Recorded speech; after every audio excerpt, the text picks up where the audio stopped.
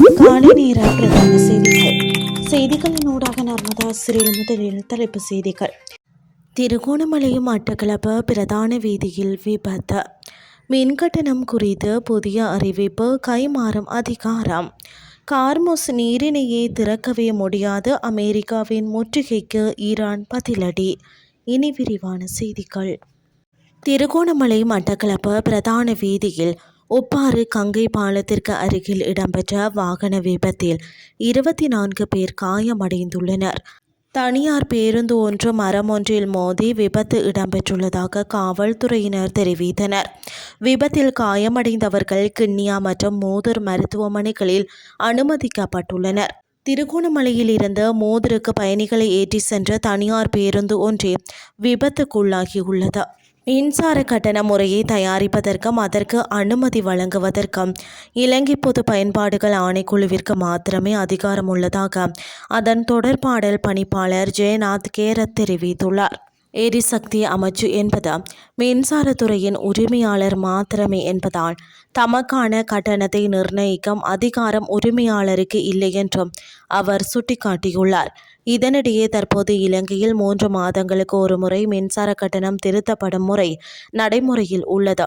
ஆனால் இதனை மாற்றி ஆண்டுக்கு ஒரு முறை மாத்திரமே கட்டண திருத்தம் செய்யும் புதிய முறையை கொண்டுவர நிதி அமைச்சும் எரிசக்தி அமைச்சும் ஆலோசித்து வருவதாக ஜெயநாத் கேரத் கூறியுள்ளார்.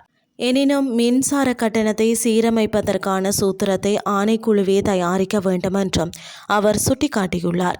இதன்போதே நியாயமான செலவு மற்றும் சரியான லாபத்தை உறுதி செய்ய முடியும் என்றும் அவர் குறிப்பிட்டுள்ளார்.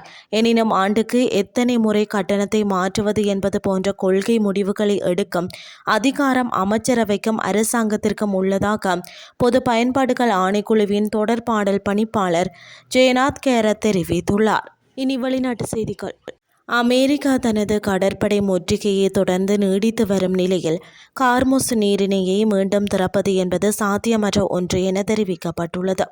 குறித்த விடயத்தை ஈரானின் நாடாளுமன்ற சபாநாயகர் முகமது பாகர் கலிபாப் தெரிவித்துள்ளார். இது குறித்து தனது எக்ஸ் சமூக வலைதள பக்கத்தில் அவர் பதிவொன்றை வெளியிட்டுள்ளார். அதில் மேலும் தெரிவித்துள்ளதாவது: அமெரிக்கா ஒரு புறம் போர் நிறுத்தம் என்று கூறிக்கொண்டும் மறுபுறம் கடற்படை முற்றுகையின் மூலம் உலக பொருளாதாரத்தை பிணை கைதியாக வைத்திருப்பதாக கடுமையாக சாட்டியுள்ளார்.